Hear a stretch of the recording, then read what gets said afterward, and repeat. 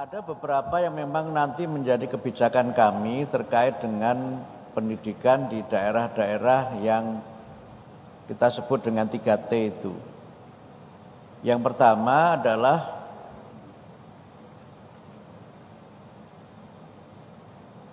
pengembangan digitalisasi pendidikan, di mana kami berusaha untuk memberikan layanan pendidikan melalui kemarin Pak Presiden menyampaikan mudah-mudahan bisa kita penuhi segera untuk penyediaan berbagai macam pelayanan digital pendidikan dalam bentuk TV dan sebagainya. Kemudian yang kedua, kebijakan kami terkait dengan upaya untuk memberikan layanan pendidikan melalui rumah-rumah pendidikan. Jadi tidak harus berupa sekolah, tetapi bisa diselenggarakan di misalnya balai desa atau di rumah ibadah. Ada ide menarik waktu kami ketemu dengan pimpinan dari Freeport, itu mereka menyampaikan misalnya layanan rumah pendidikan itu bisa diselenggarakan di gereja. Karena gereja itu kan gereja itu kan melayani hanya pada hari Sabtu atau hari Minggu. Nah, di luar hari itu kan gereja itu tidak digunakan. Nah, itu kan bisa menjadi salah satu cara untuk bagaimana agar rumah pendidikan dapat dilayani di situ. Dan nanti yang mengajar, kami juga sudah menyampaikan adanya relawan pendidikan, itu tidak harus guru yang didatangkan dari jauh, Pak.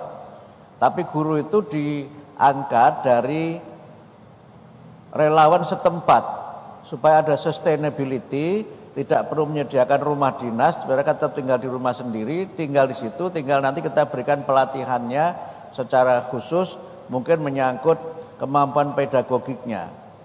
Bisa jadi yang mengajar itu para pendeta yang mendapatkan pelatihan untuk kemampuan pedagogisnya. Kalau konten knowledge itu kan bisa berkembang dipelajari dengan relatif mudah. Dan kemudian yang ketiga yang coba kami kembangkan lagi nanti menghidupkan kembali sekolah satu atap, Pak. Sekolah satu atap. Yang itu memungkinkan murid-murid itu tidak harus belajar keluar pulau, sehingga mereka bisa menggunakan misalnya SD untuk pagi hari, siang untuk SMP, malamnya bisa untuk SMA misalnya. Ini akan kita hidupkan lagi sekolah satu atap itu, karena memang kalau kita harus mendirikan sekolah baru semua, saya agak punya peta sedikit tentang daerah 3T itu. Ada daerah yang memang penduduknya, usia sekolahnya itu sedikit sekali. Kalau kita dirikan sekolah itu namanya kita mendirikan makam, Pak. Karena itu mesti akan mati sekolah itu. Muridnya tidak ada, gurunya tidak ada. Nah, daripada kita mendirikan makam, mending kita manfaatkan sarana dan prasarana resources yang kita miliki di daerah itu.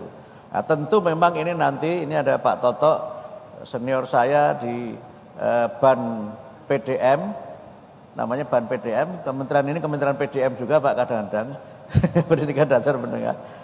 Standarnya bisa agak kita kecualikan nanti untuk daerah-daerah 3T itu. Sebab kalau standarnya harus sama dengan standar 8 standar nasional yang kita buat itu, ya mesti tidak terakreditasi itu, Pak. Mesti tidak terakreditasi. Karena itu maka yang kita coba lakukan adalah memperkuat belajar itu tidak hanya dengan belajar di sekolah atau schooling, tetapi belajar di mana saja atau kita sebut dengan learning itu. Sehingga mungkin Pak Presiden sempat menyampaikan Bu Hima untuk nanti anak-anak itu bisa mendapatkan bantuan gadget gitu, tapi mungkin itu belum kami hitung lagi. Sehingga mereka bisa belajar sambil berkebun, dia bisa belajar sambil menemani orang tuanya bekerja di mana, sehingga tidak harus belajar itu di sekolah. Yang penting bisa belajar gitu. Kalau dulu ada cerita masa lalu kan belajar sambil naik sapi gitu kan, belajar sambil naik kerbau. Sekarang kan kerbaunya nggak ada, sapinya nggak ada. Sekarang belajar sambil naik motor. Tapi intinya mereka harus belajar. Karena itu maka program-program penyetaraan itu nanti coba kita hidupkan lagi, Pak. Dan kemudian PKBM, Pusat Kegiatan Belajar Masyarakat, juga nanti kita hidupkan lagi.